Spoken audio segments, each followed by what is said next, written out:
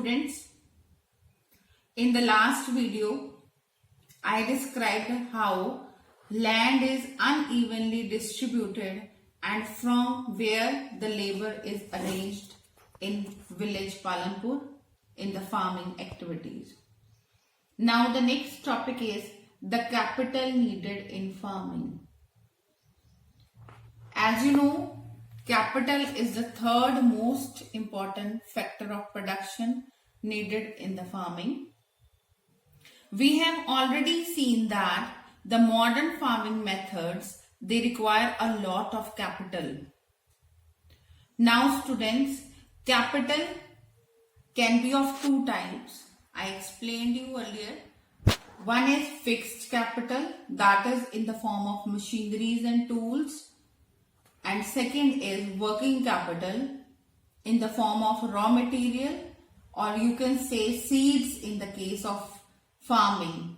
And the second is cash for buying the fertilizers and pesticides, etc. Now the question is, where does the capital comes from? Small farmers have to borrow money from large farmers or the village money lenders. But these people, they charge very high rate of interest on such loans. Is this good for the small farmers or is it bad to arrange money from the money lenders? To make you understand, we will recapitulate the example we have earlier studied about Dala and Ramkali,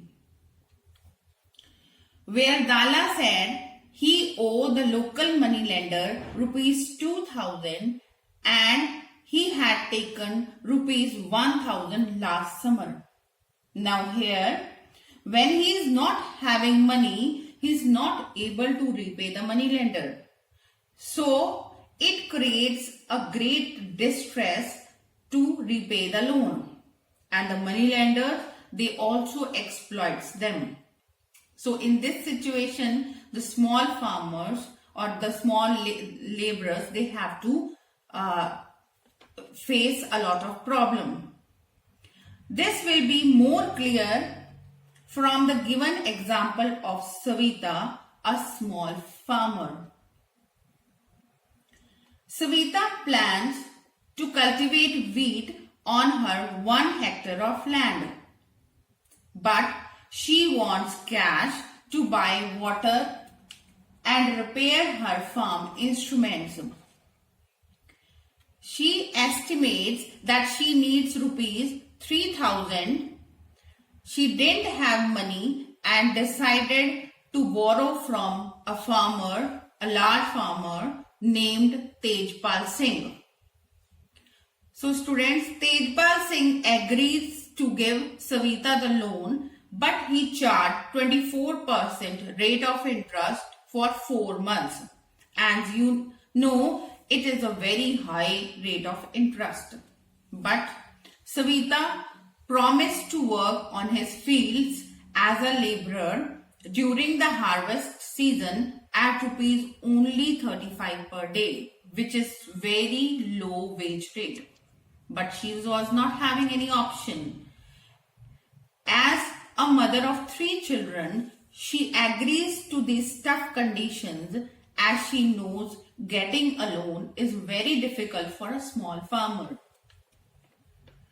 Now the question is, from where does Tejpal Singh get surplus to give loan to Savita? I will make you understand by the next point, that is sale of surplus farm products. Small farmers like Savita have less wheat due to cultivation on a small piece of land, which they use for their family's consumption only.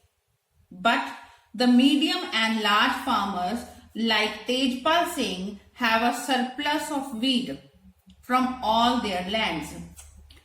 Tejpal Singh sells the surplus wheat at Raiganj market and has good earnings. Now, what does Tejpal Singh do with his earning when he is having surplus money what he do with his surplus earnings. He used the savings for lending to farmers like Savita and charge high rate of interest. He plans to use his earnings to buy the modern machineries like tractor, which would increase his fixed capital.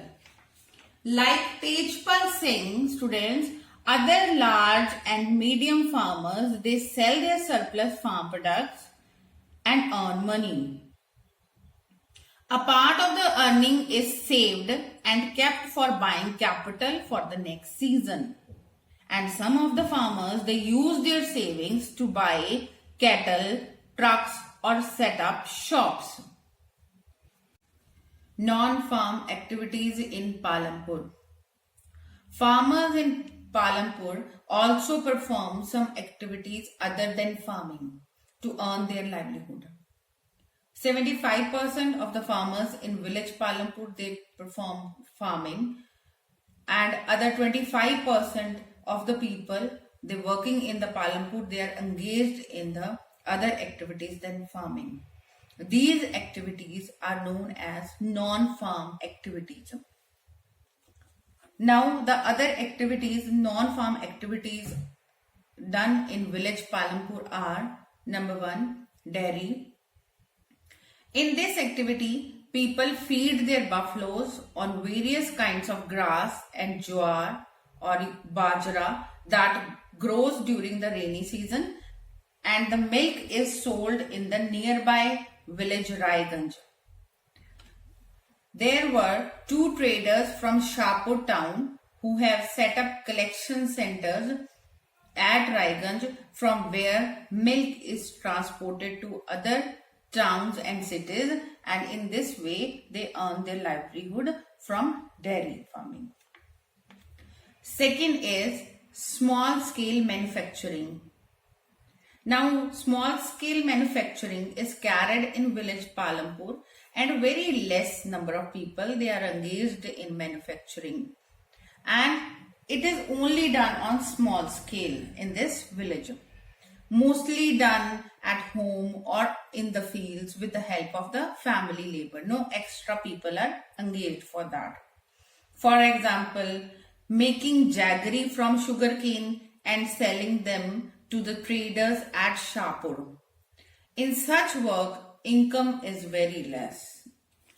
Now the third one, a third non-farming activity done by the villagers in Palampur is shopkeepers.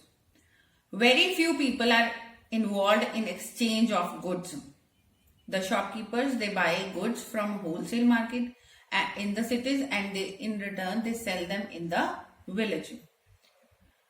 And they sell the items like rice, wheat, sugar, tea, oil, etc. Such items are sold and they earn little profit from it.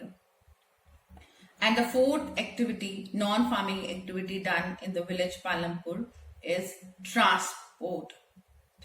There are a lot of vehicles on the road connecting Palampur to Raiganj, as I explained you earlier. Example, rickshawalas, jeep, tractor, truck drivers, and the people driving bullock carts, they are engaged in the transport services. They carry the people and the goods from one place to another, and in return they get paid for it. They are getting paid for it. The number of people involved in this transportation, it has been grown from the last several years. This work is being increased from the several years. So students, this story helps you to learn about the basic concepts related to the production. As we have done the basic concepts, what factors are 4 factors we have done used in the village Palampur for farming, and how these various resources combine to produce the desired goods and services in this village. Thank you.